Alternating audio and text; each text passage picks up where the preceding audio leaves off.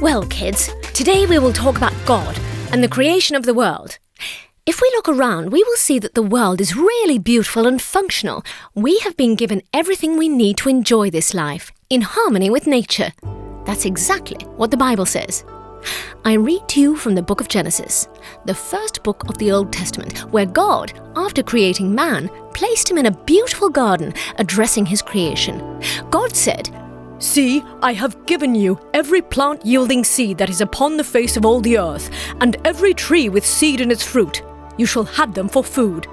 And to every beast of the earth, and to every bird of the air, and to everything that creeps on the earth, everything that has breath of life, I have given every green plant for food." And it was so.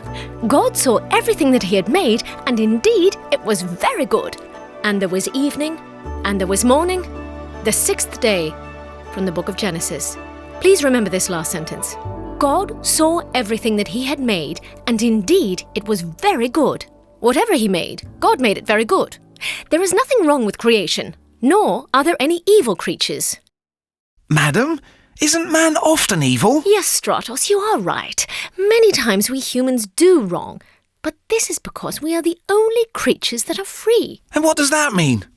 Is it wrong to be free? Not at all, but it is also somehow heavy and difficult, because as a free person you can choose to not be a good person as well.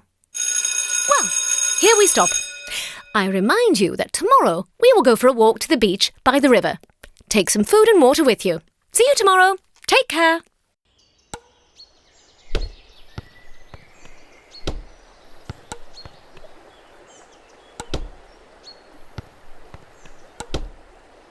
Look!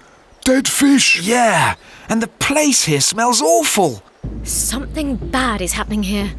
There is something in the river that kills the fish. Yeah, let's go find it. Yeah, somewhere here there's an olive mill. Let's go see. Maybe that's where this stench comes from.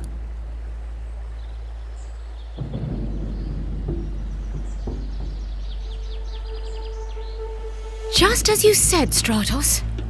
I've read an article that said that 1 cubic meter of liquid waste from an olive mill equals 100 cubic meters of municipal wastewater, while the wastewater from the olive mills can travel up to 10 kilometers and pollute shores, underground and surface water.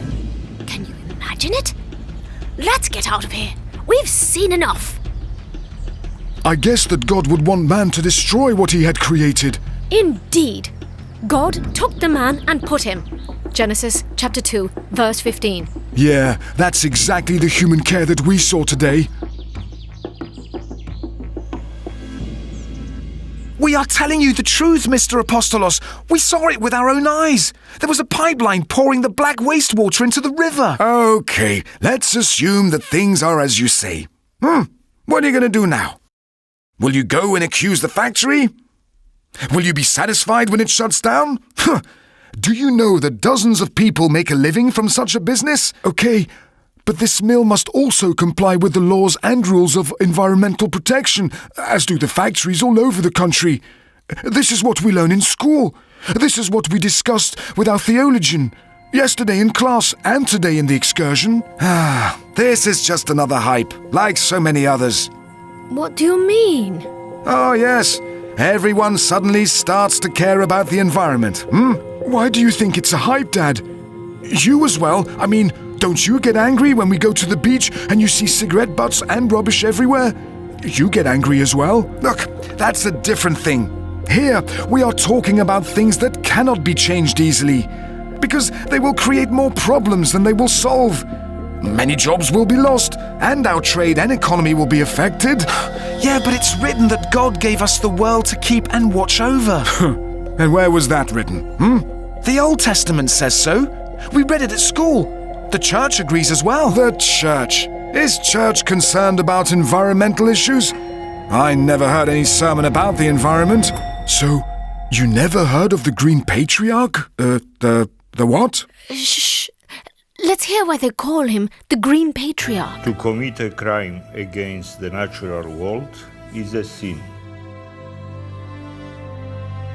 For human beings to to destroy the biological diversity of God's creation.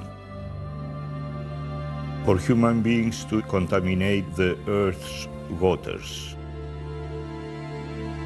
its land, its air, and its life. All of these are sins. Oh, yes, well, I see.